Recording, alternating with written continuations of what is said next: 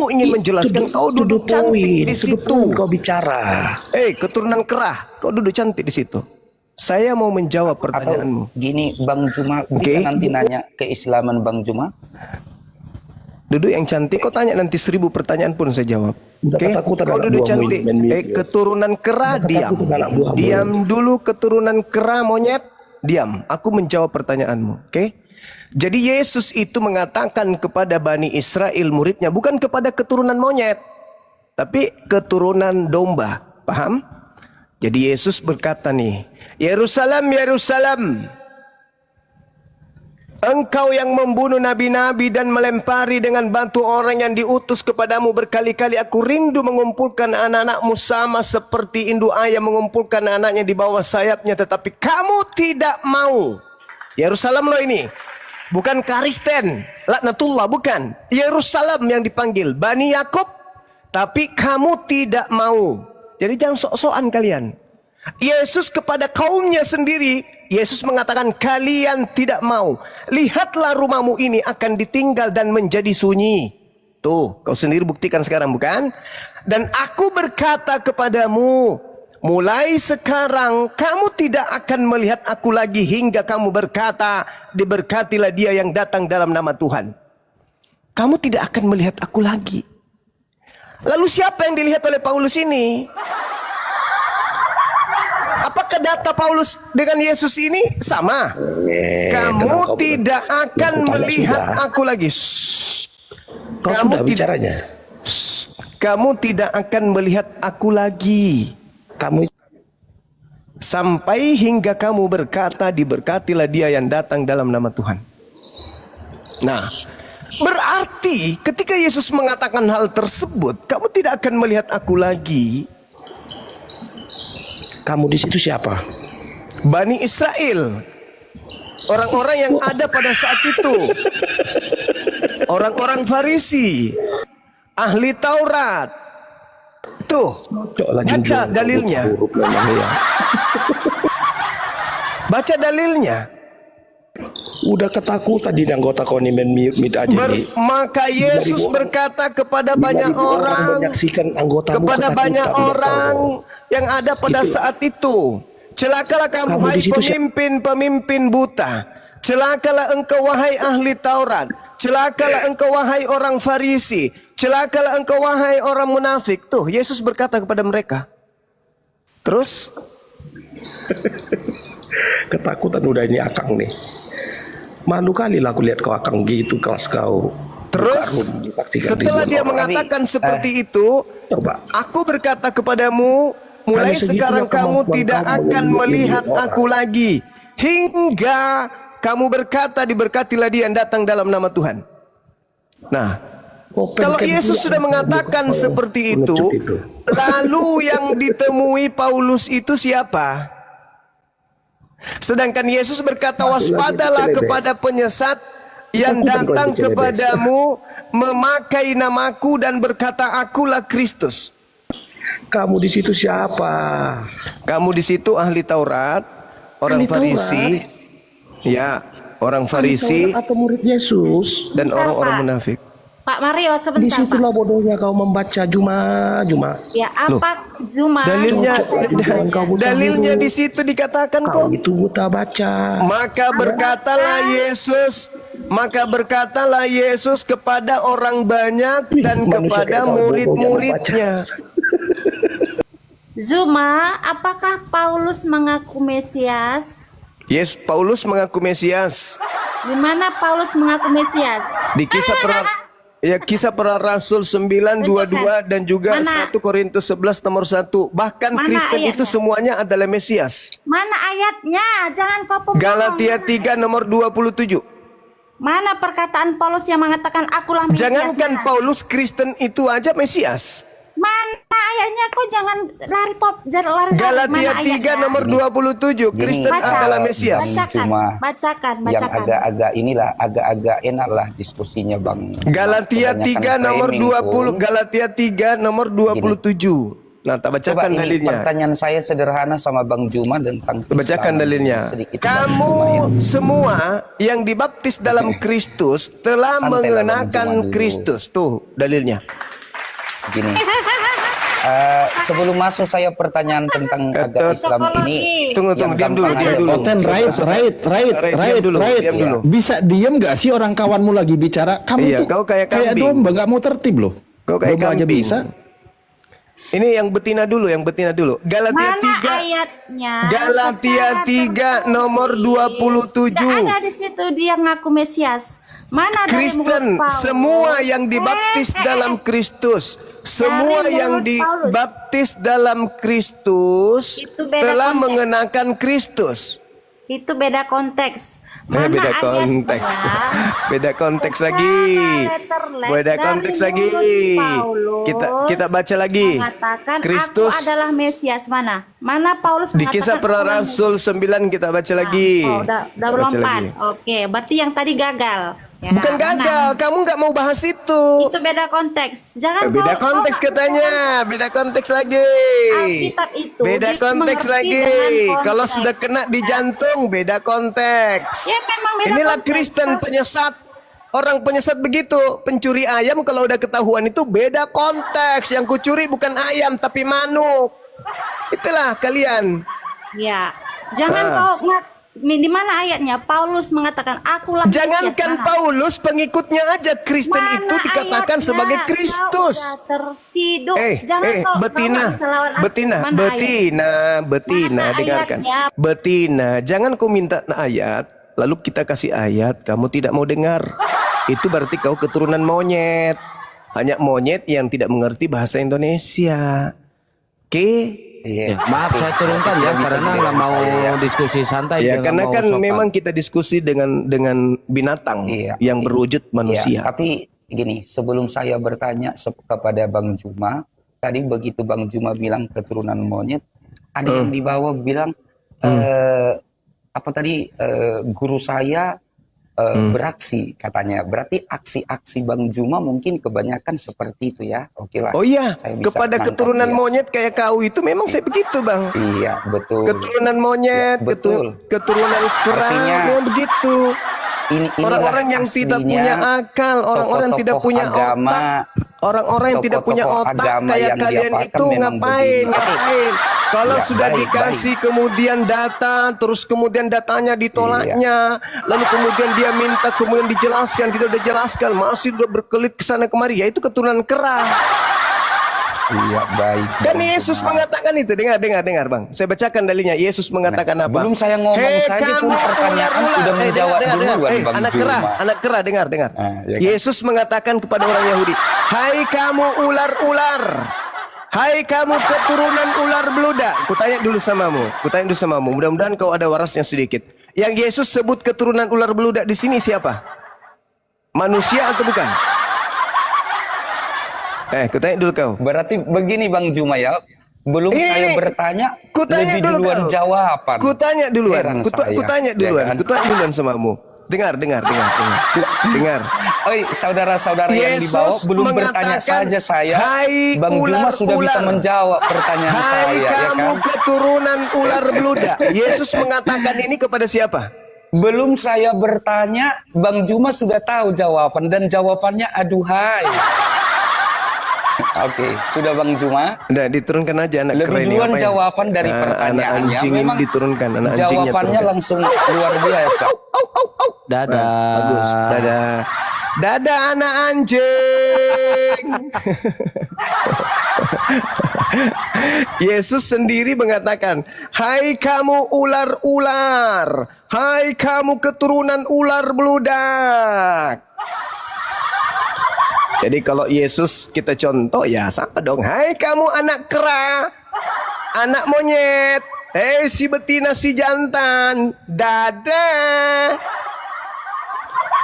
Sakit hati lu, rasain. Makanya jangan sok paten. Masuk di tempatnya orang itu harus sopan. Kalau kau dijelaskan itu kau diam. Kau bertanya itu kau diam, kita jawab. Jangan seperti anak monyet. Anak monyet enggak gitu kali.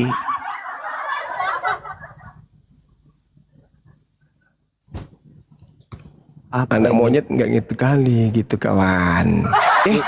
Bang Andi ini namanya aja udah nggak sopan loh ini. Mau baca 2 Petrus 2 enggak? Biar jangan diturunkan dulu. 2 Petrus 2 ya? Itu APII itu bahwa anggota pengemis Sesama Indonesia. Coba. Baca Galatia 2. Iya, 2. itu 2 Petrus kan 2 coba. begitu. 2 Kamu Petrus ini 2. cari uang 2 miliar Coba. itu, kamu ini 2 mau Petrus 2 mata kamu coba hijau. Anda baca gitu. 2 Petrus 2 Itu siapa? ayat Anjing berapa? Juma. Udah. Data 21 22. Anjing Juma. Hei, Coba dibaca gitu. kau dengar tidak? Anjing. Baca dulu siapa yang anjing, Anda atau saya. Iya, Baca kamu dalilnya akan dulu. Anjing kamu ini dikatakan di Dibaca dulu dong dalil kitabmu siapa yang Iya, anjing. anjing tanpa sholat masuk surga kamu. Dia- Ini menipu orang, dibaca dulu dong. perburuan orang. Iya, Ayo, iya. ayo. Ya, dibaca, Bentar ya, dibaca. Saya baca dulu ya. Jangan marah-marah, jangan marah-marah, Al-Quran, Bang. mari, Ya, Jangan dibaca marah-marah. dulu. Ini mau dibaca Ya. nih. Jangan marah-marah ya. Iya. Sebagaimana ini nabi-nabi anjing Juma palsu ini. terdahulu itu yang bunda. 2 Petrus 2 nomor 21 22. Ya, dikatakan di gimana Siapa yang itu anjing di dikatakan. sini? Ayo. Nah, di Al-Kahfi itu gimana? Siapa yang tanpa anjing sholat di masuk surga. sini? Kenapa kalian ini Ayo. sholat? Siapa yang anjing? Hah? Akang bisa dapat? Ya, kamu Enggak ini bisa. anjing, Karena Bang. itu bagi Di dalam mereka yang lebih surah baik Al-Quran tidak jika boleh mereka mengucap tidak pernah sesembahan orang mengenal lain. jalan Kamu kebenaran tadi mengucap daripada Yesus pengenalan, itu tetapi sesembahan kemudian orang lain. terbalik. Aduh. Ustaz Alif itu tuh Enggak bisa ditampilin. membaca. Enggak, itu Ustaz Alif ditampilin. Oh iya, silakan. Tampilin. Ustaz Alif Kamu Ini kita baca ya. ada juga. Ya, baca.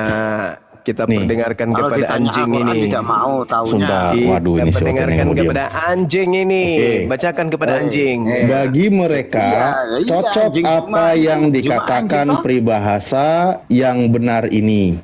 Ah. Anjing kembali lagi ke muntahnya. Ya ini namanya siapa?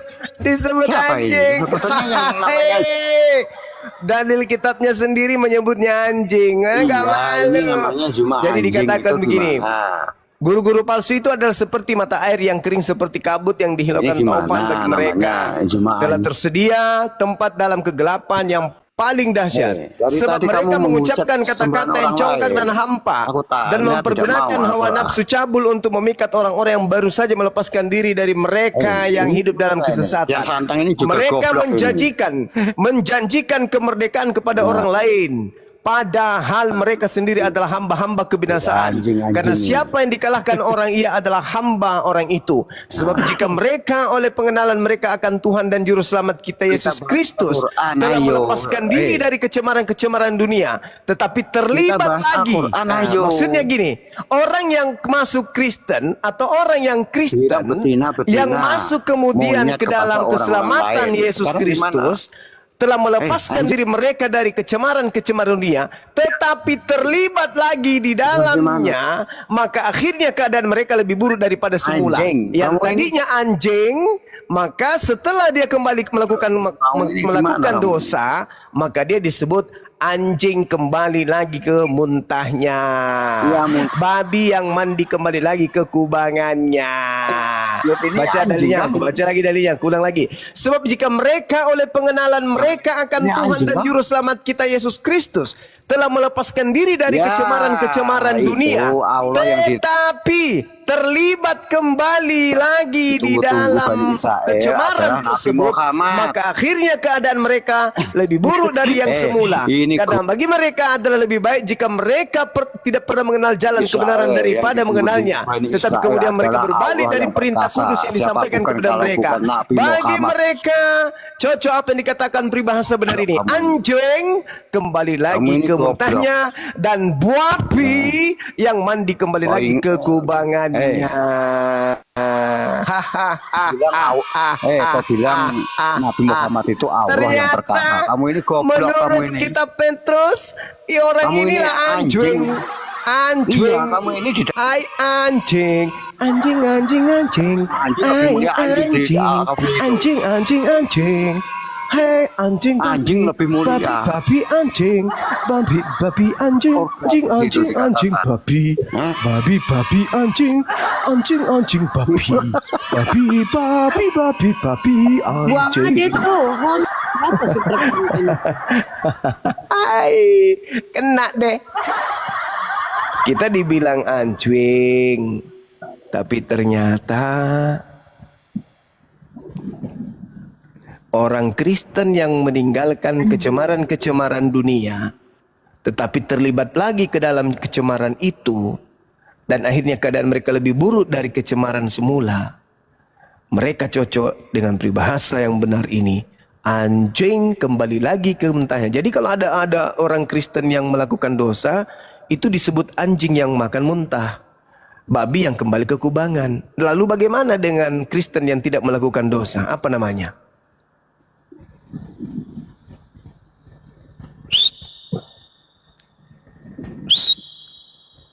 Kalau Kristen yang melakukan dosa disebut anjing yang makan muntah dan babi yang mandi di kubangan. Nah, kalau Kristen yang tidak melakukan dosa, apa namanya? Apa namanya, Gurunda? Kan kalau melakukan dosa anjing yang makan muntah. Nah, anjing yang tidak makan muntah apa namanya? Anjing tidak makan muntah. Keresteng. Nah timnya ngapa Tommy Bunda? Anjing yang tidak makan muntah, anjing apa namanya? Ya, tetap anjing sabar Ya lah. tetap anjing. Tapi yang melakukan dosa, anjing yang makan muntah, babi yang kembali ke kubangan. Tapi kalau Kristen yang tidak melakukan dosa, apa namanya? Ya tetap segitu. Ya gitu. Jadi begini Bang Juma, ternyata saya sudah tahu pengajaran Bang Juma ini ya. Ternyata memang pantas Bang Juma ini kena puja-puja, memang nada bicaranya sangat bagus. Oh Ternyata iya, belum tahu dia. Dari sudut pandang mana dilihat? Mungkin kalau dari sudut pandang tergantung lawannya. yang memang saya dari tadi berdiskusi yang sampai agak-agak hampir buta 3 huruf, jam. mungkin Saya pandangannya berdiskusi begitu hampir ya. 3 jam. Tapi lawan diskusi saya tidak menggunakan seragam aslinya. Kalau Anda kan menggunakan seragam asli, wajar dong. Ya.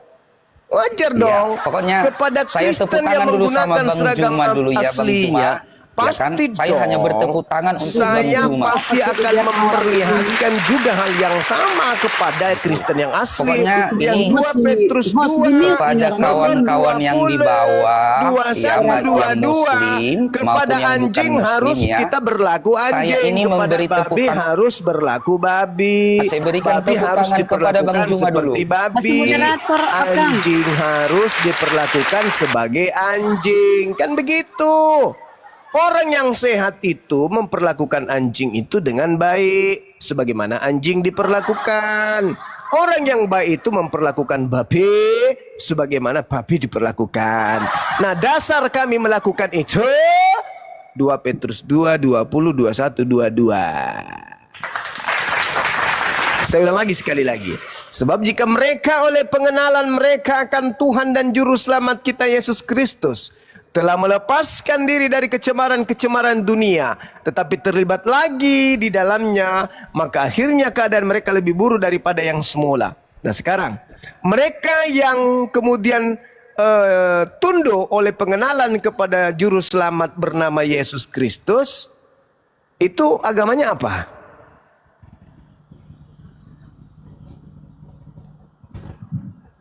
Kita ulangi, Gurunda, apa? Orang yang pengenalan akan Tuhan Juru Selamat bernama Yesus Kristus itu agamanya apa? Pengenalan Tuhan. Kristen. Kristen.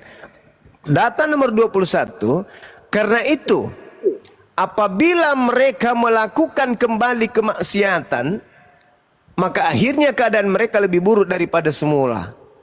Karena itu bagi mereka lebih baik jika mereka tidak pernah mengenal jalan kebenaran daripada mengenal tetapi kemudian berbalik murtad dari perintah kudus yang disampaikan kepada mereka. Bagi mereka cocok yang dikatakan peribahasa benar ini. Anjing kembali lagi ke muntahnya dan babi yang mandi kembali lagi ke kubangannya. Yang disebut anjing dan disebut babi di sini siapa? Kristen itu kembali. Kristen yang Yang memang berdosa, Kristen. yang berdosa. Nah, Kristen yang melakukan kecemaran-kecemaran dunia. Nah, Kristen yang tidak melakukan kecemaran-kecemaran dunia apa namanya? Tetap segitu. Ya, tetap segitu. Sama doang. Iya. Sama doang. Satu kembali ke muntahnya, satu kembali ke kubangannya, satunya ya begitu aja. Maksudnya ya mungkin apa ya? Yang dipiara di rumah itu kan jinak ya. Begitu maksudnya. Ya itulah tadi kenapa pakai nama Juma begitu. Makanya Ternyata dikasih dia dalil nggak pernah itu. baca Bible. Tapi alhamdulillah kami Muslim kok mengharamkan babi sama anjing untuk dimakan. Iya, betul. Dan buat Saya rasa tadi netizen- orang yang tadi ini pemakan anjing, yakin saya itu pemakan segala. Kalau di Biblenya kan Deng Hendi Gurunda, babi dan anjing itu kan Serang orangnya aja Sahabat yang tadi. Nogarius, love, thank you. Serang orangnya aja yang tadi Bang Bunda Rama. Iya, maksudnya konotasinya buruk jelek gitu loh. Padahal itu makanan kesukaannya loh. Itu Ya, heran nih. buat teman-teman jangan lupa di tab-tab layar posting ulang dan di share-share ya, love orangnya digas ya. Kenapa kita biarkan tadi itu? Biar kita permalukan dulu mereka, jangan cengeng ya teman-teman ya. Biar kita permalukan dulu mereka seperti apa gitu ya. Jangan dikit-dikit turunin, santai, sabar. Kita punya trik untuk mempermalukan mereka gitu loh ya. Gurunda ini bukan kaleng-kaleng, ini debater dari lama. Tenang aja kalian, nonton aja kalian, nikmati aja. Sampai mereka itu kejang-kejang kesurupan ya. Semakin mereka kesurupan, semakin saya bahagia. Kita baca dalil dong ya. Iya. Kita baca dalil. Serba salah. Nanti diturunin diomelin, kenapa diturunin? Enggak diturunin diturunin kenapa diturunin? Dibiarkan kenapa enggak diturunin? Masalah kita nih. Minimal moderator mute. Biar nggak terlalu ini Gurunda toh. Mute moderator kalau mulai ini di mute moderator. Gak usah diturunin mute. Angki, Kristen Muslim, Angki. Kejang-kejang mereka kalau diskusi teman-teman. Angki, Iya, selamat malam. malam. Jangan Ya, ini saya bang ya, Kristen. diskusi yang bagus ya. Iya, Angki, iya. noise banget, Coba Angki pindah dulu kemana kek itu noise banget Angki. Oh, bentar, Bang. Iya, gak enak didengarnya. Kalau noise kayak gitu itu kayak suara pesawat rusak itu. Iya, pesawat rusak ya. Kalau begini? Sama kayak tadi itu Masih ya? Iya, saya di Geser. kapal soalnya ini. Oh, di kapal dia. Iya, Bunda. Ya, Coba ini noise Agris, banget ya? Mesin. noise banget. Ini Agris Muslim apa Kristen Agris? Agris.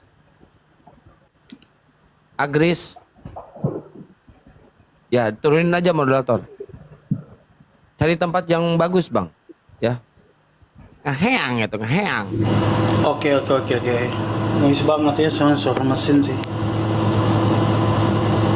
Ya, Bako, Muslim apa Kristen Bako? Baco. Muslim, baik Bang. Nyimak dulu ya Bang. Sembaran. Aren na tawannya tahu baco. Nama kebesaran kan. Panggil ki Bako. Oh, Bako itu rokok ya? Ini baco. Baco. Iya dong. Nah kan kita ini baco juga Jeki. Abdi terang. Rezeki abangku. Iya, makasih. Nah, kita orang Bugis kalau kecil panggilan teh itu baco.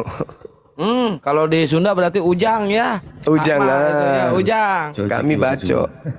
Baco kan Kira dia. anu Gurunda. Kira akan bahasa Inggris toh. Kalau kelihatan becek. Iya. Baco kan dia. Baco kan dia. Tapi namanya baco itu rata-rata baco kutu. Bang Hos, ya saya pamit turun aja ya. Bang Suma, salam kenal dari saya. Salam kenal Bang Angki. Iya, soalnya kayaknya noise banget di sini. Soalnya saya di kapal ini, Bang. Bentar Bang. Menurut Gurunda Iya. ini mengganggu nggak noise-nya Gurunda? Bisa kok bisa. Masih bisa ya? Masih bisa Bang Angki. Silakan. Oh, kalau mau masih bisa diskusi. ya? Masih bisa. Tapi Oh, nanti kalau iya. giliran Anda nggak bicara di mute sendiri ya. Oke, siap Bang ya. Oke. Saya kayaknya begitu. Kalau saya nggak bicara, saya langsung mute ya. Oke. Silakan Bang. Ini Bang Zuma, ya salam kenal lagi ya Bang Zuma. Saya tertarik banget dengan Pak Ustadz ya, Pak Ustadz siapa nih? Ya tetap membahas tentang keselamatan itu ya. Kalau saya memang ada turunannya dari Muslim juga, kakek saya juga. Terus saya tertarik kembali untuk membahas tentang keselamatan tadi itu Bang. Ya. Ya, silakan. Gimana ya Bang, kalau kita sebagai umat ya, kita sebagai manusia ini, karena kita kan tidak akan hidup lebih lama di dunia ini, terus gimana supaya kalau kita misalnya kita mati, terus kita bisa masuk dalam kerjaan surga itu Bang. Ya, makasih Bang. Ya, sederhana. Kalau di Islam itu beriman kepada Allah, beriman kepada Nabi Muhammad, menjaga hubungan kepada Allah dan kepada sesama manusia. Itu dalam Islam, selamat. Yesus juga mengajarkan itu kok. Yesus mengatakan hidup kekal, beriman kepada satu-satunya Tuhan dan mengenal dirinya sebagai utusan Tuhan. Dah selesai, itu aja. Oh iya betul juga Bang ya. Tapi kan bagaimana dengan dosa-dosa kita selama kita hidup di dunia ini Bang? Apakah itu juga tidak bisa menjamin kita untuk masuk dalam kerjaan surga itu ya Bang? Apakah hanya karena iman itu ya? Dosa itu kan kita diajarkan untuk bertaubat. Yesus pun mengajarkan bertaubat. Nabi Muhammad mengajarkan bertaubat. Jadi untuk selamat dari dosa-dosa ya bertaubat, memohon kepada pencipta langit dan bumi untuk dosa-dosa kita itu dihapuskan. Dan pencipta langit dan bumi itu maha pengampun. Dia akan mengampuni segala dosa-dosa hambanya. Kalau hambanya benar-benar memohon dengan sungguh-sungguh dan berjanji tidak mengulang lagi. Begitu saudara. Begitu ya Bang. Apakah ada manusia yang sanggup untuk seperti yang Abang katakan barusan, ada nggak manusia yang bisa atau sanggup untuk masalah pengampunan atau pertobatan itu ya Bang? Ada banyak orang yang bersungguh-sungguh hijrah, benar-benar dia bertaubat dan nasuha, ada banyak. Berjanji tidak melakukan kemaksiatan lagi itu banyak. Dan orang yang benar itu adalah bukan sekali dia berdosa lantas bertobat tak melakukan dosa-dosa lagi. Itu berarti orang tidak diuji. Orang yang benar itu adalah mereka yang selalu menghadapi ujian, dan ketika dia menghadapi ujian dia senantiasa bersandar kepada Tuhannya untuk tidak melakukan maksiat.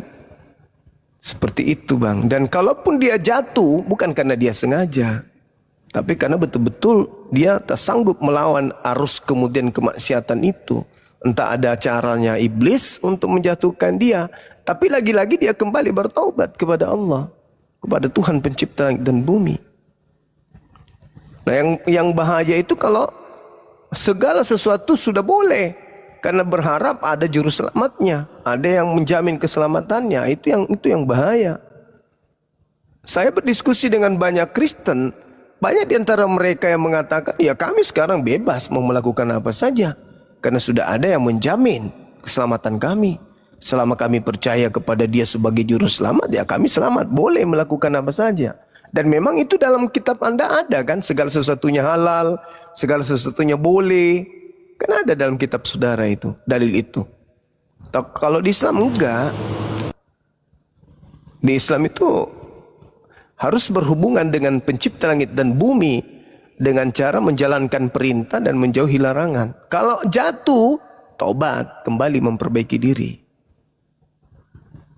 Gitu Bang. Oh begitu Bang. Tapi kalau setahu saya sih kalau di Kristen itu nggak ada sih Bang, kalau dihalalkan segala cara untuk melakukan sesuatu, kata lainnya dosa itu Bang. Karena kalau saya dulunya pernah belajar juga sih di Alkitab itu dulunya ada yang tertulis itu di Roma 3, itu Roma 9 ayat pertama sampai ayat berapa ya, Roma 3 ayat 9, 10, 11, 12 sampai 15 kalau nggak salah itu, dia bilang tidak ada seorang pun benar, seorang pun tidak ada seorang pun yang mencari Allah, semua orang itu menyeleweng, bahkan mulut mereka menganga bagikan liang kubur. Jadi kalau menurut saya sih tidak ada manusia yang benar, seorang pun tidak ada manusia yang benar-benar bertobat dalam satu pertobatan tentang mengenai dosa itu, Bang. Ya, tapi kalau di Kristen kan kalian sudah bukan lagi tunduk pada kuk penghambaan. Orang Kristen ini bukan lagi hamba Tuhan. Orang Kristen ini diajarkan, didoktrin bahwa Kristen itu adalah anak Tuhan, pewaris surga.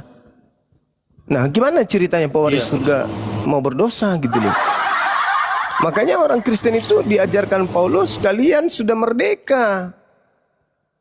Jangan lagi mau diperhamba. Kalian sudah merdeka.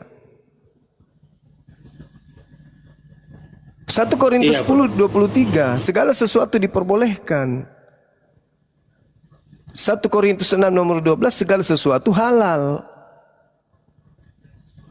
Jadi di Kristen itu nggak ada perintah lagi, nggak ada perintah jangan makan ini, jangan makan itu. Nah, sementara di Islam perintahnya ya bertobat. Gak boleh kami makan sembarangan, apa yang dilarang Tuhan kami gak boleh.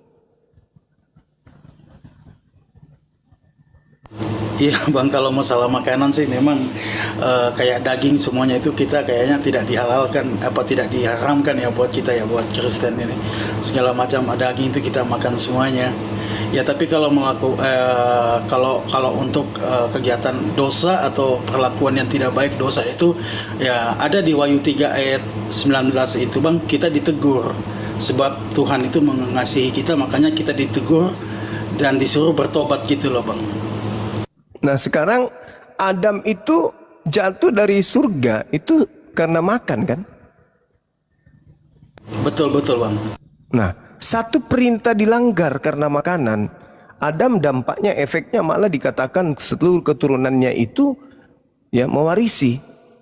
Nah bagaimana dengan Kristen yang bukan cuma satu makanan perintah, bahkan seluruh makanan yang diharamkan dihalalkan semua. Jadi kalau Adam aja diusir dari surga, Kristen yang bukan dari surga bagaimana mau masuk surga? Iya betul Bang ya.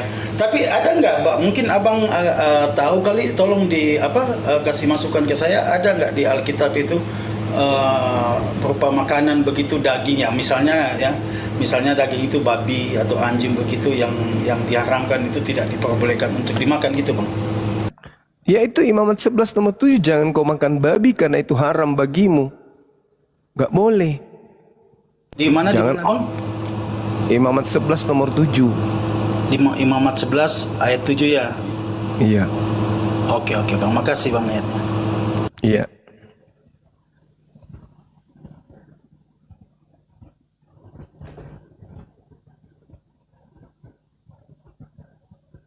Angki ini masih Kristen ya Bang? Kristen apa? Iya, saya Kristen Pak Ustadz. Oh iya, lanjut Bang.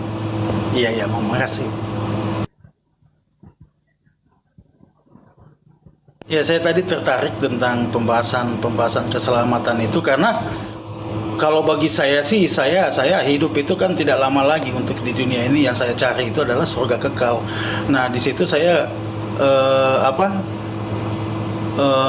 mencari satu jaminan benar-benar bahwa saya bisa masuk dalam kerjaan surga. Karena bagi saya hidup di dunia ini kan hanya untuk sementara saja buat kita. Yang kita cari itu adalah surga kekal itu. Sayangnya ini Bang, sayangnya bagi Kristen tidak ada jaminan surganya. Itu yang saya diskusikan tadi. Coba kasih saya satu data jaminan keselamatan untuk Kristen itu mana gitu loh. Pendeta dua-duanya kabur, nggak menjawab itu. Kalau saya sih dulu pernah baca itu Bang, pernah juga dulu saya sekolah penginjilan, ya mungkin Bang Suma tahu juga sekolah penginjilan itu pada saat saya masih SMA dulu, dan juga saya dapatkan di situ bahwa jaminan kita itu lewat Yohanes 3:16 itu Bang.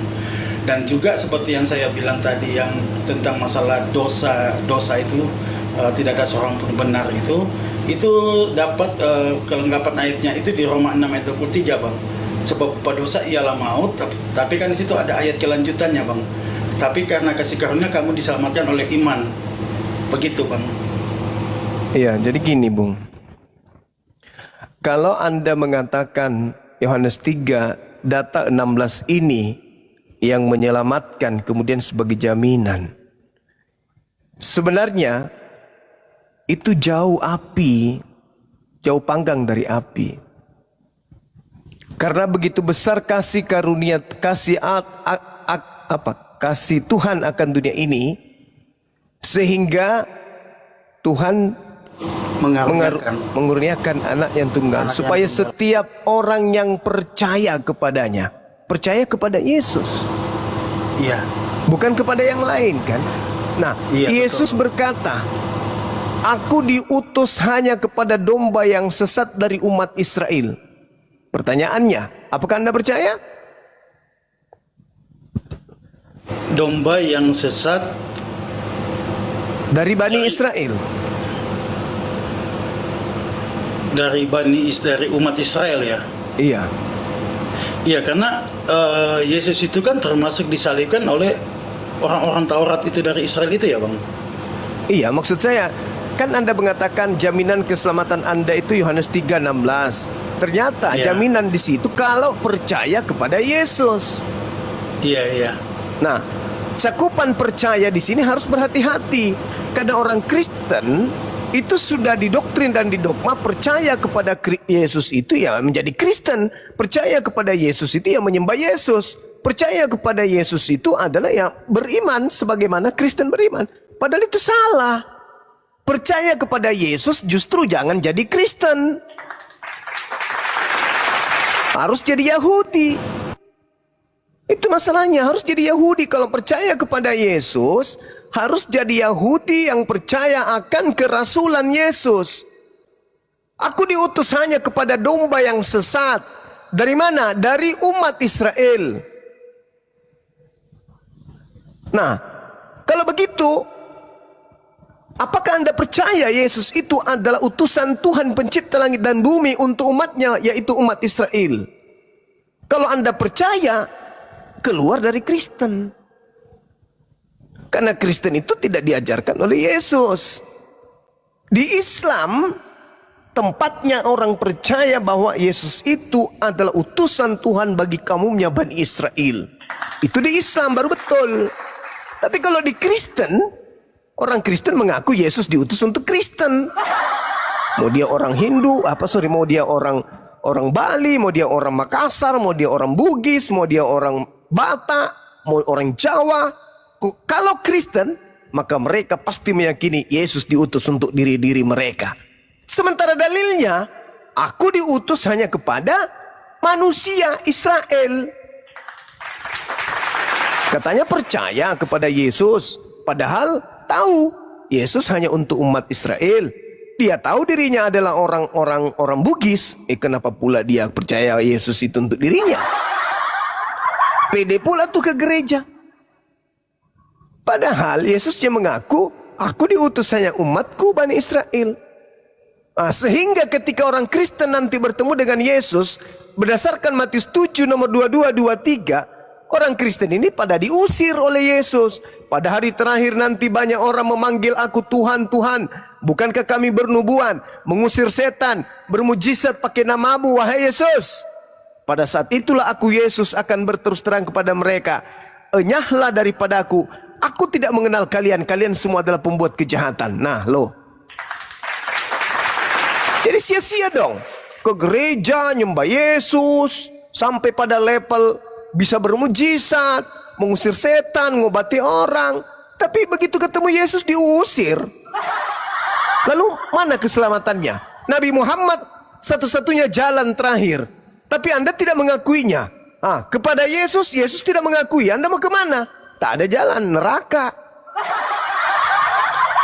Tapi kalau Anda menjadi Islam, Anda mengakui bahwa Yesus adalah Rasul yang suci, yang diutus oleh pencipta langit dan bumi untuk kaum Israel. Itu kalau di Islam. Berarti apa yang diajarkan Yesus, Hidup kekal itu adalah mereka mengenal engkau satu-satunya Tuhan dan mengenal Yesus Kristus yang engkau utus. Nah, umat Islam percaya enggak bahwa Tuhan yang mengutus Yesus itu adalah satu-satunya Tuhan? Percaya. Umat Islam percaya enggak kalau Yesus itu utusan untuk kaumnya Bani Israel? Percaya. Berarti umat Islam ini berdasarkan data itu umat Islam masuk hidup kekal. Kalau Kristen ditanya, wahai Kristen, iya paman, apakah anda percaya konsep keselamatan yang diajarkan Yesus? Percaya. Yesus mengatakan hidup kekal itu adalah mereka mengenal engkau satu-satunya Tuhan. Apa kata Kristen? Percaya. Apakah Yesus Tuhan? Ya. Apakah Bapa Tuhan? Ya. Roh Kudus Tuhan? Ya. Satu-satunya atau tiga-tiganya? Tiga tapi satu. Mulai ngaco kan? Kacau. Dan mengenal Yesus yang kau utus. Nah, sekarang ditanya, apakah kau mengenal Yesus sebagai utusan? Kenal. Coba intip di gereja, siapa yang mereka sembah? Yesus. Berarti mulut mengatakan utusan, tetapi prakteknya Yesus adalah Tuhan. Jadi dua-dua syarat mendapat hidup kekal itu nggak ada di Kristen. Hidup kekal itu adalah satu, mengenal engkau satu-satunya Tuhan yang benar.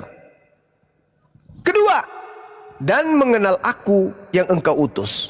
Nah, ada satu Tuhan yang harus dikenal, ada satu utusan Tuhan yang harus dikenal. Tapi Kristen disetarakan semua, disehakikatkan semua.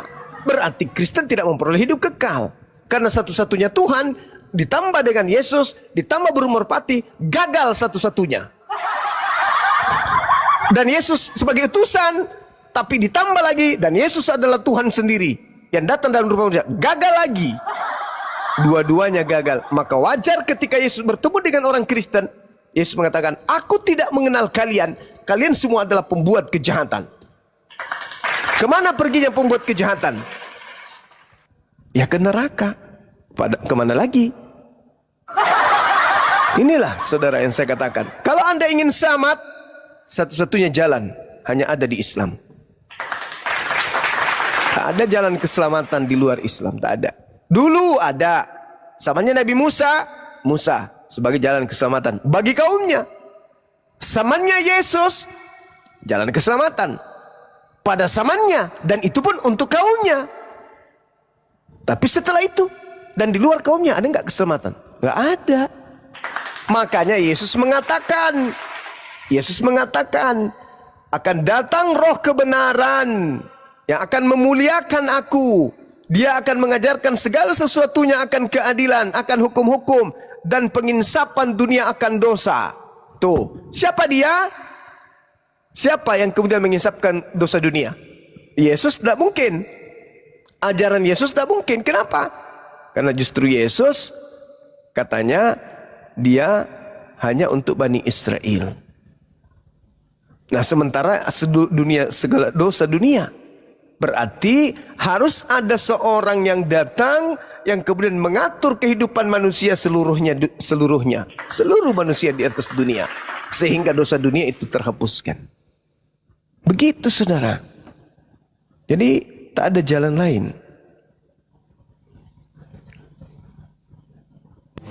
Begitu ya.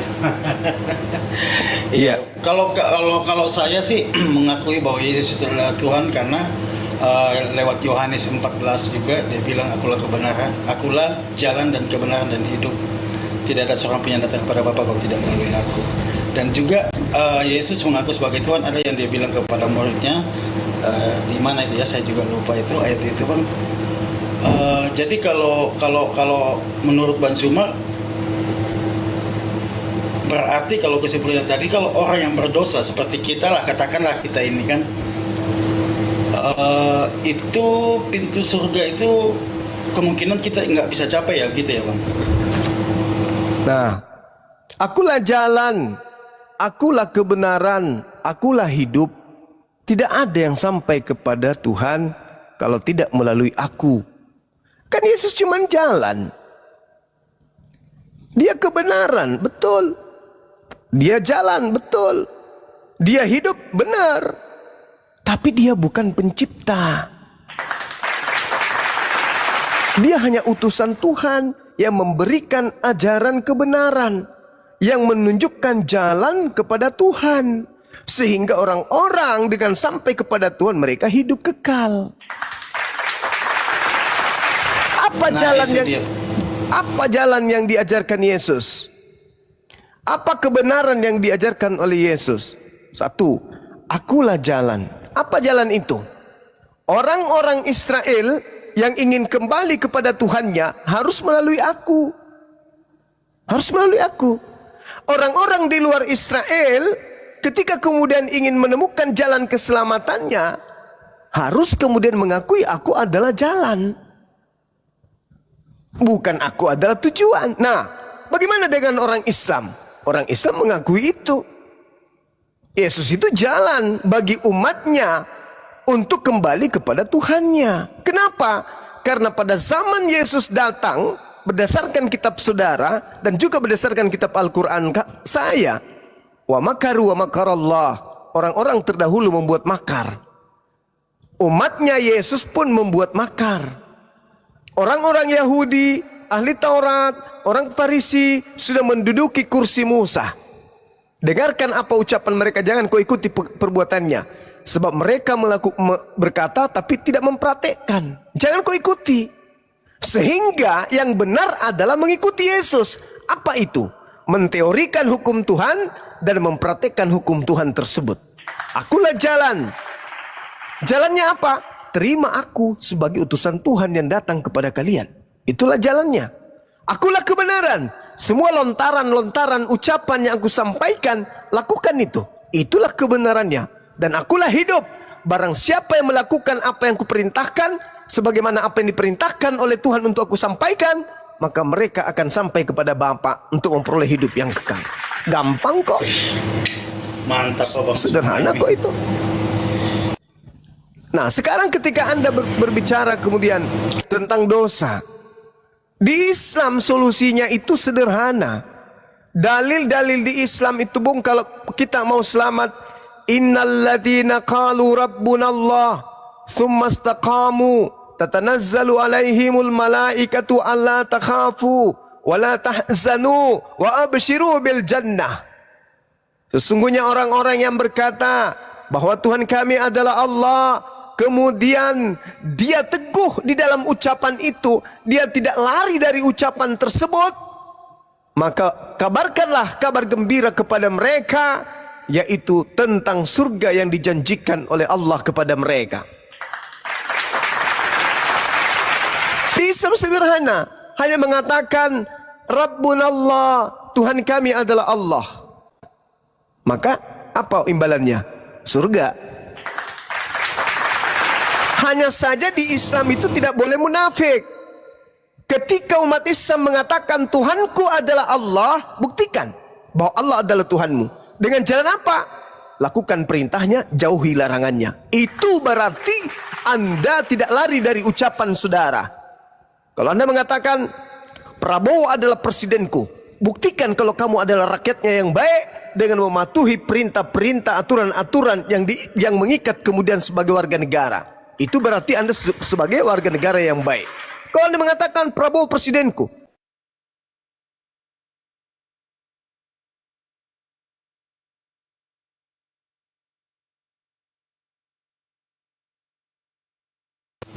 Halo, hilang Bang? Ya, suara Gurunda hilang, kepental kan? Ayo, kayaknya sinyalnya jelek. Sebentar Bang, tunggu dulu sebentar ya. Tunggu Bang Juma naik lagi tuh, naik lagi Bang Jumanya ya. Tunggu sebentar Bang.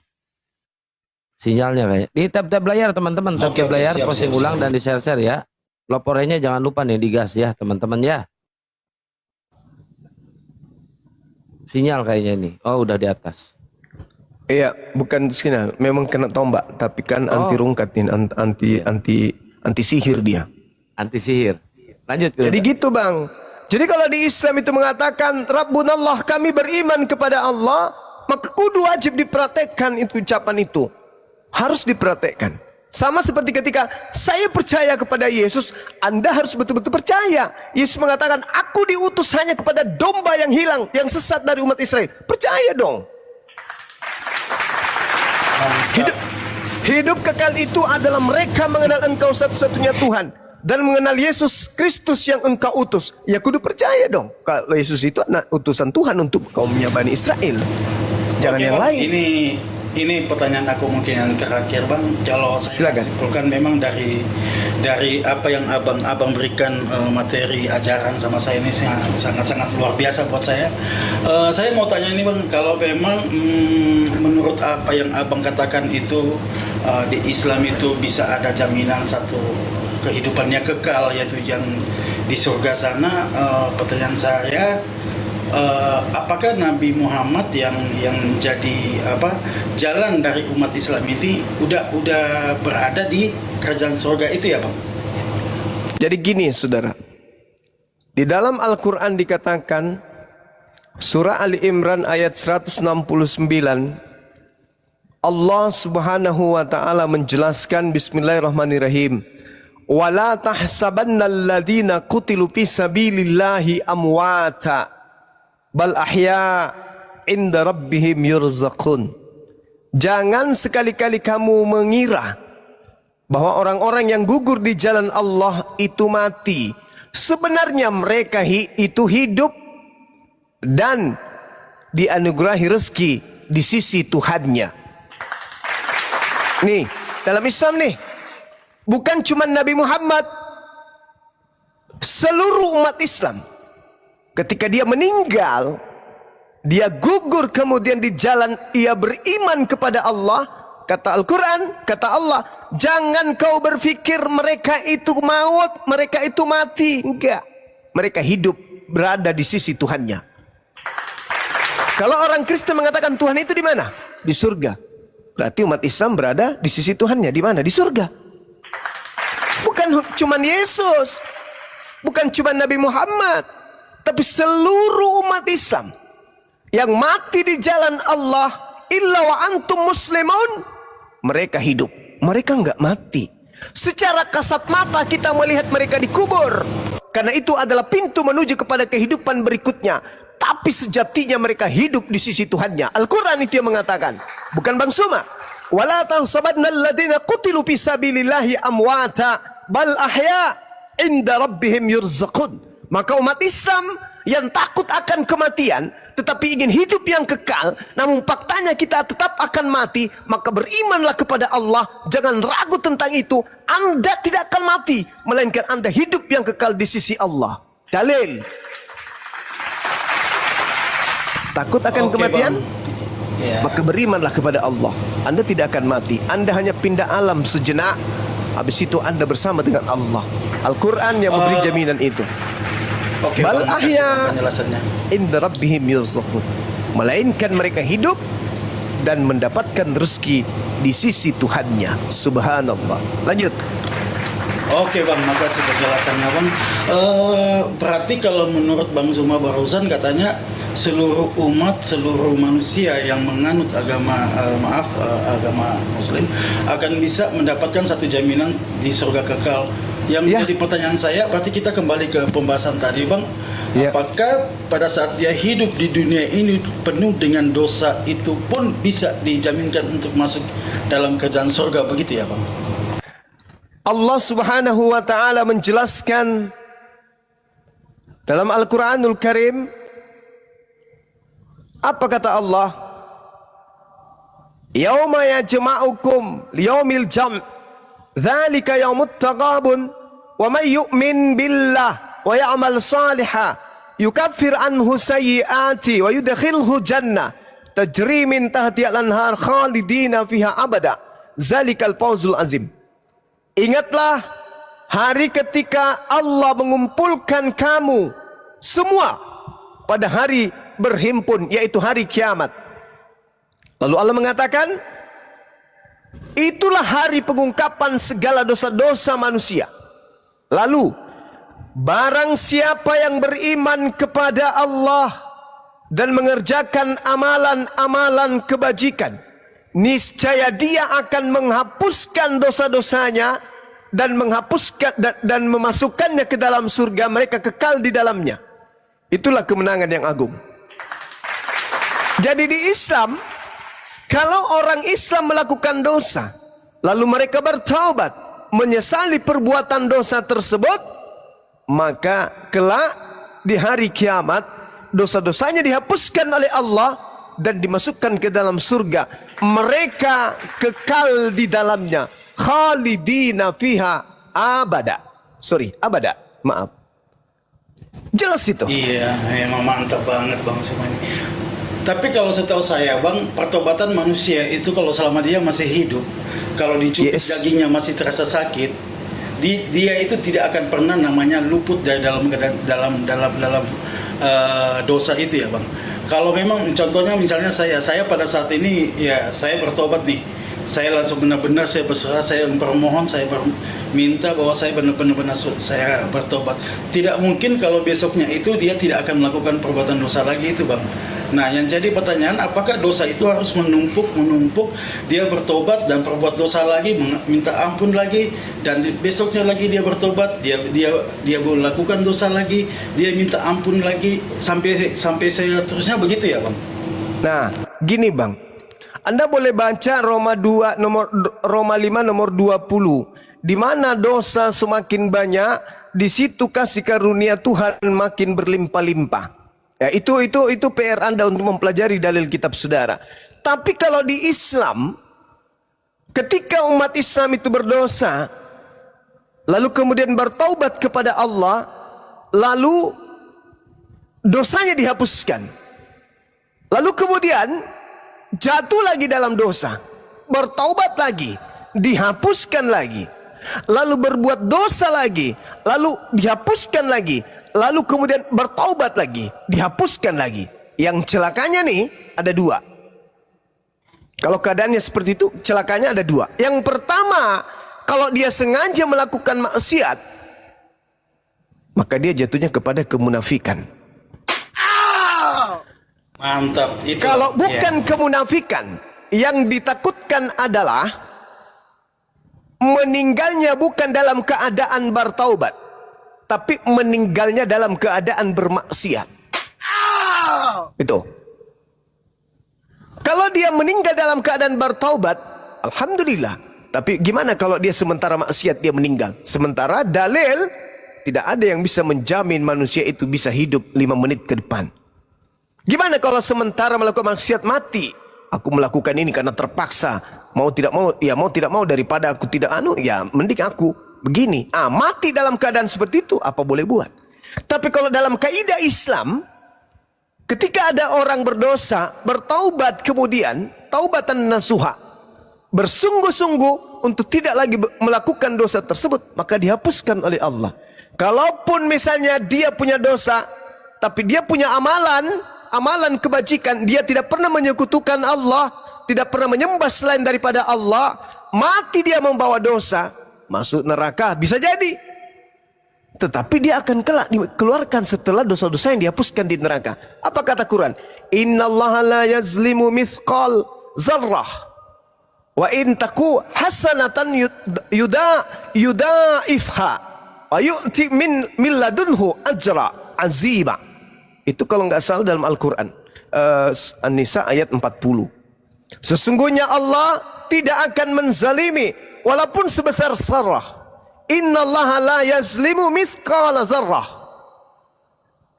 Jika sesuatu yang sebesar zarrah itu berupa kebaikan, niscaya Allah akan melipat gandakannya dan memberikan pahala yang besar dari sisinya. Artinya, selama manusia itu tidak menduakan Allah, tidak menyembah selain daripada Allah, mati membawa dosa, masuk neraka, tetapi kelak masuk surga. Coba kita lihat di dalam Mazmur 66 nomor 12. Engkau telah membiarkan orang-orang melintasi kepala kami. Kami telah menempuh api dan air, tetapi engkau telah mengeluarkan kami sehingga kami bebas. Yudas 1-2-3. Selamatkanlah mereka dengan jalan merampas mereka dari api. Artinya, Bible pun mengajarkan bahwa ternyata selama orang itu tidak menyembah selain daripada Tuhan pencipta langit dan bumi dengan judul apapun, ini kami sembah karena dia kan anak Tuhan, ini kami sembahkan ini karena dia adalah firman, ini kami sembah karena dia ada jalan menuju kepada Bapa. Oh, nggak bisa. Hargai dia, hormati dia, sanjung dia, junjung dia sebagaimana kadarnya, tapi jangan berlebihan. Laqad kafaral ladina qalu, jangan kau berlebihan tentang Allah. Sehebat apapun Yesus, sehebat apapun Nabi Isa, dia hanya utusan Tuhan, penuntun, penunjuk jalan menuju kepada Tuhan.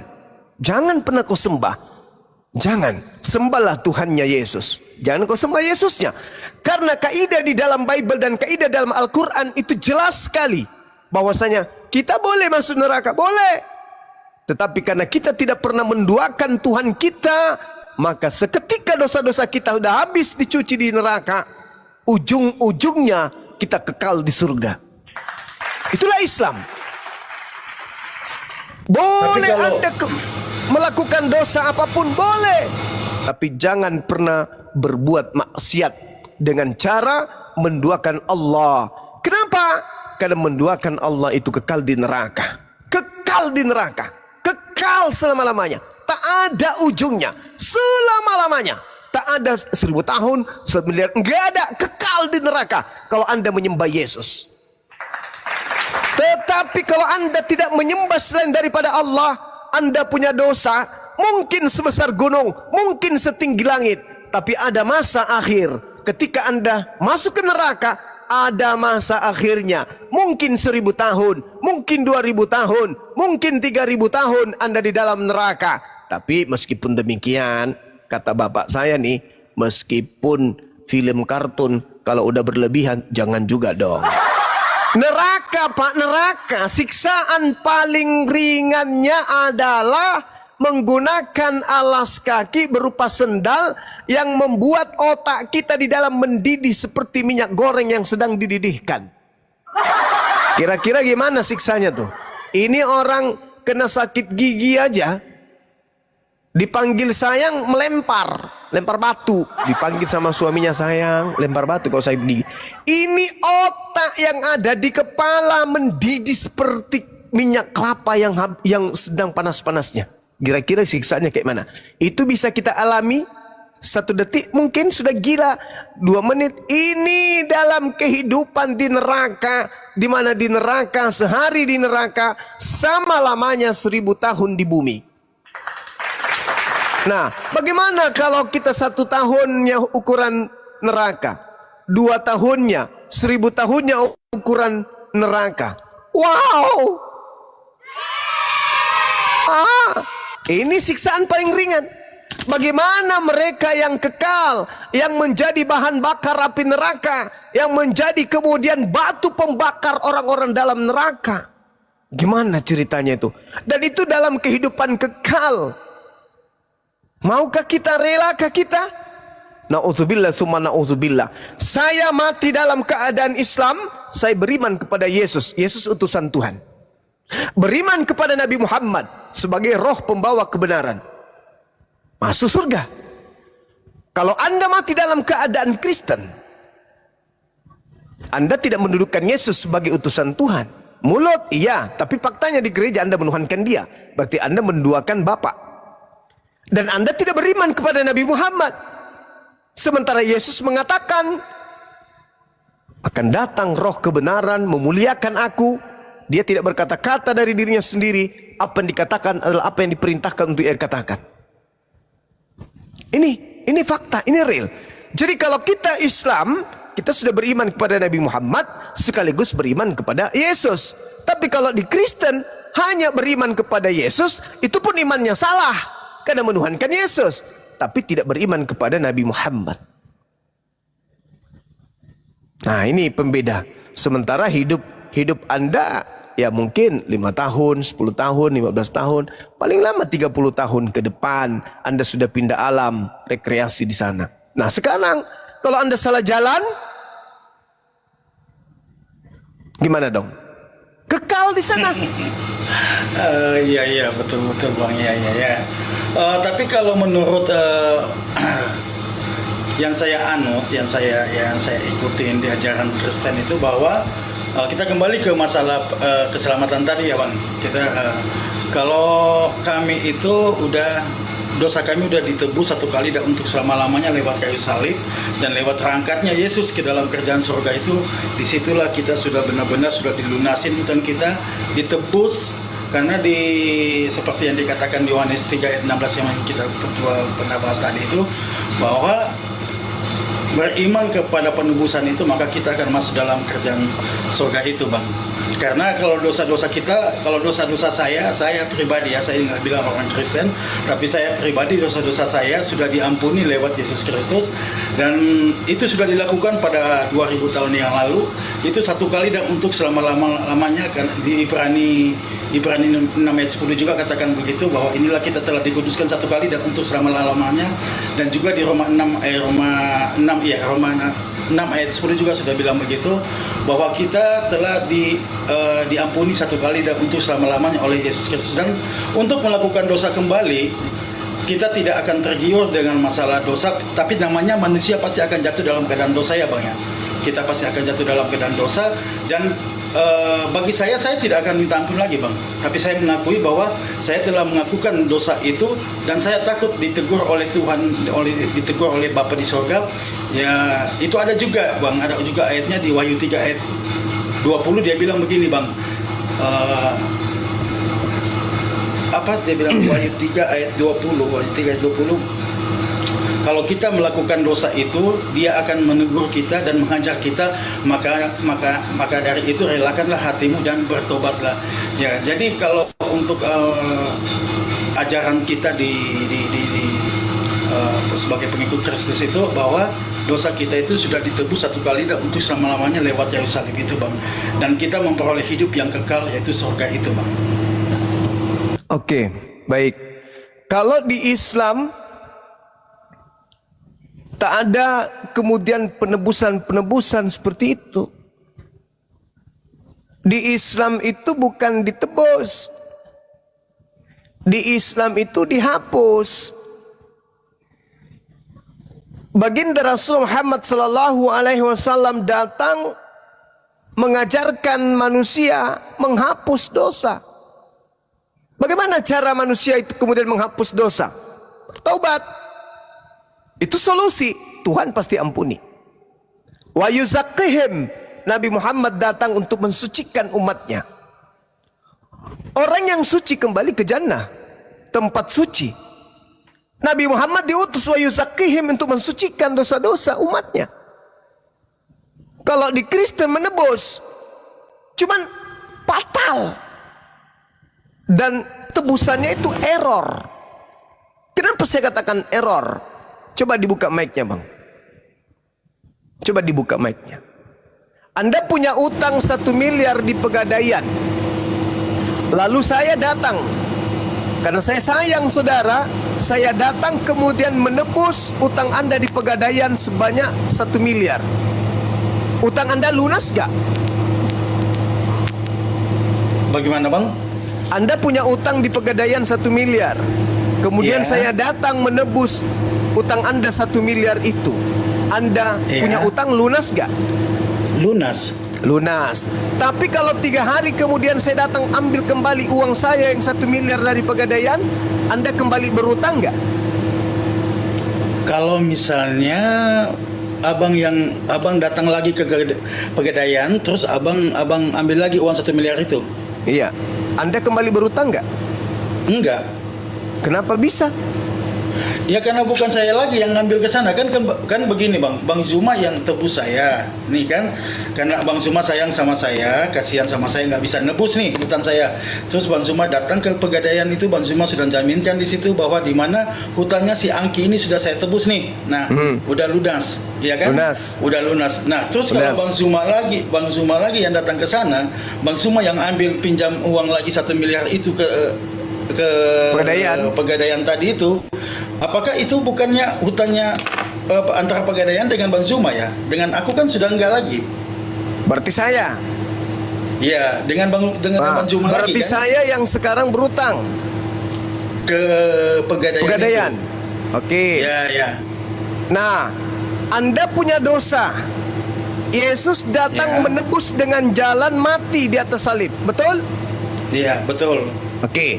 Lalu hari ketiga hidup kembali.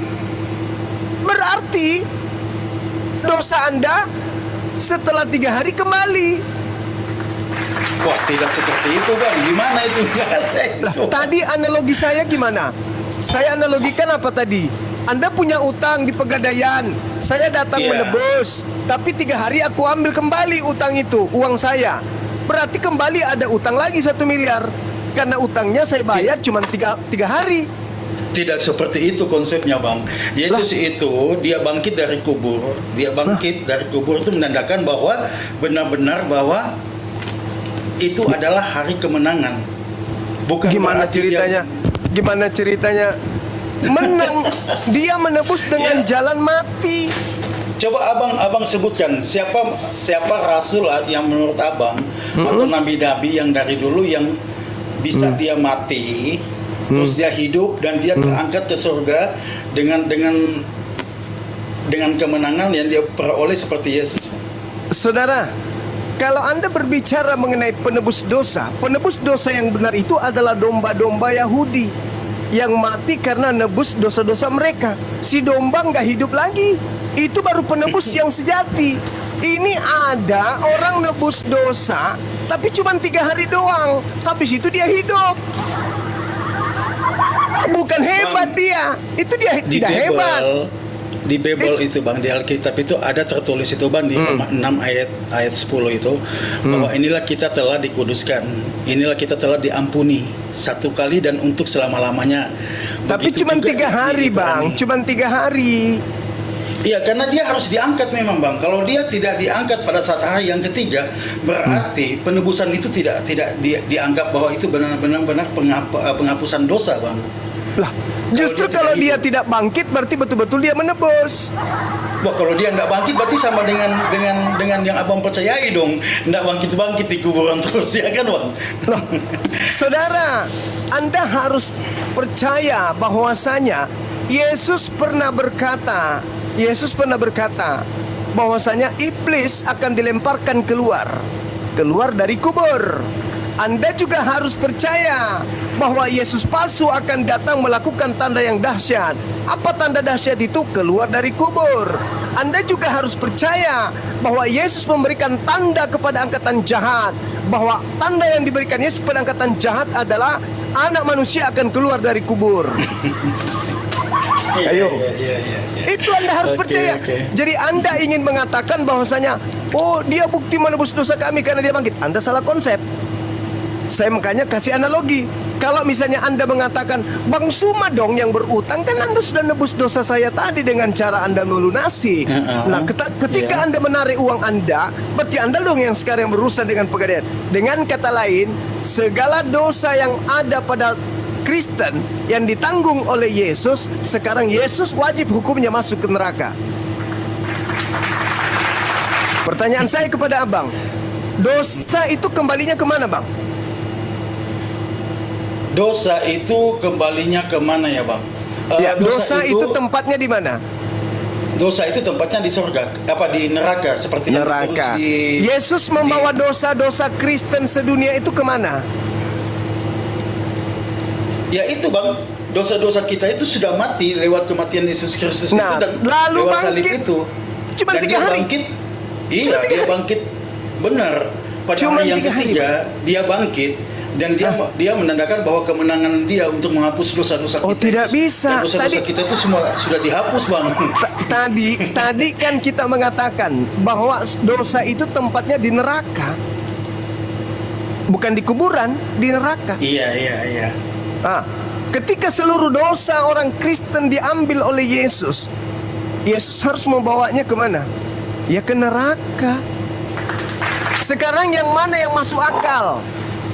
Kristen mempertanggungjawabkan dosanya sendiri, atau Tuhannya yang kudu harus ke neraka membawa dosa itu?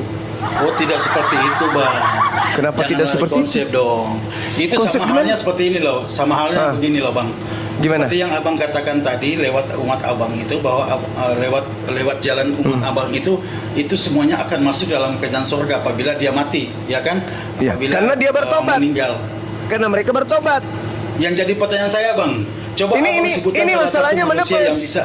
Berbeda dengan bertobat. Tunggu bang, maksudnya begini bang, kalau coba abang bilang sama saya, ada nggak salah satu manusia yang ada di dunia ini yang bisa masuk dalam kerajaan surga itu karena melakukan pertobatan itu? Kata lainnya perbuatan baik lah, karena pertobatan itu kan Yesus sendiri mengatakan bertobatlah sebab kerajaan langit sudah dekat. kerjaan surga sudah dekat bang ya. Hah? Kerajaan langit, tidak ada surga, itu terjemahan yang keliru. Dia kita bilang dari kerjaan surga kok bang. Iya, tapi itu kan penipuan Bible, lembaga Bible. Masa Itu sih? Iya, coba Anda baca original teksnya, surga atau langit? Iya bang. Jadi iblis itu menggunakan agama Anda untuk banyak pengikutnya. Jadi iblis memakai nama Yesus untuk menyesatkan banyak orang bersama dengan dirinya masuk ke dalam neraka. Sekarang begini, Bung. Untuk membuktikan itu, bahwa yang keluar dari kubur itu bukan Yesus, dan itu adalah iblis. Yesus sendiri mengatakan, waspadalah kepada penyesat yang datang kepadamu memakai namaku dan berkata, akulah Kristus. Mereka akan menyesatkan banyak orang. Pertanyaan saya kepada saudara, berhasil tidak iblis memakai nama Yesus menyesatkan banyak orang? Kalau bilang iblis memakai nama Yesus itu saya baru dengar sih dari abang ini yang ngomong ini. Tapi kalau bilang iblis yang menguasai dunia itu memang betul bang. Jangankan dari umat Kristen, umat manapun itu semuanya iblis memakai. Jangankan Yesus, tubuh kita ini sendiri dipakai oleh iblis untuk menjadi Yesus sendiri yang berkata, saudara, Matius 24 nomor 4 nomor 5. Waspadalah agar kalian jangan disesatkan, sebab akan datang banyak penyesat memakai namaku dan berkata, akulah Kristus. Mereka akan menyesatkan banyak orang. Pertanyaan saya, berhasil nggak penyesat ini memakai nama Yesus untuk menyesatkan banyak orang? Kalau untuk seseorang yang memakai nama Kristus itu dalam arti bukan dia bilang bahwa dia adalah Yesus bang, tapi dia kemungkinan dia memakai nama Yesus itu, dia membawa nama Yesus untuk dia misalnya memberitakan Injil. Karena dari semua umat, contohnya di Kristen itu tidak semuanya itu bisa masuk dalam kerajaan surga bang. Tidak ada satupun orang Kristen yang akan masuk ke dalam surga. Saya jamin itu. Tidak ada. Masuk surga. Tidak mungkin. Itu mustahil. Ya, masuk dong. Masuk, mana dalilnya? Dalil. Apa? Dalilnya simpel bang. Yohanes 3:16 itu. Yang percaya. Iya. Nah, Yesus percaya, mengatakan segala firman yang engkau berikan kepadaku telah aku sampaikan kepada mereka, dan mereka telah menerimanya. Apakah Anda percaya bahwa segala firman pada saat itu Yesus sudah sampaikan? Saya tidak mengambil dari firman yang manapun bang. Yang saya ambil di sini adalah dari Roma, karena saya orang durhaka. Katanya percaya kepada Yesus, kenapa percaya kepada Paulus? Bukan Paulus, karena Paulus Roma itu surat Paulus. Iya. Roma itu surat Paulus. Iya, karena dia kan sudah dipilih. Yang mana yang mau dipercaya? Yesus. Nah, Yesus terus kenapa Anda percaya kepada Paulus? Paulus kan rasul. Itu yang rasulnya diutus. Siapa? Rasul siapa? Ya Rasul Paulus itu kan utusan juga. Utusannya siapa? Utusannya siapa bang? Yesus. Di mana Yesus mengutus Paulus? Pada saat dia bertobat. Hah? Yesus sudah tak ada di bumi. Yesus sudah terangkat ke langit. Paulus itu muncul mengaku menulis surat nanti di tahun 52 ke atas. Itu ada juga di kitabnya. Di Alkitab juga ada di mana cahaya Yesus itu datang kepada di Kisah Para Rasul. Saulus. Pada Saulus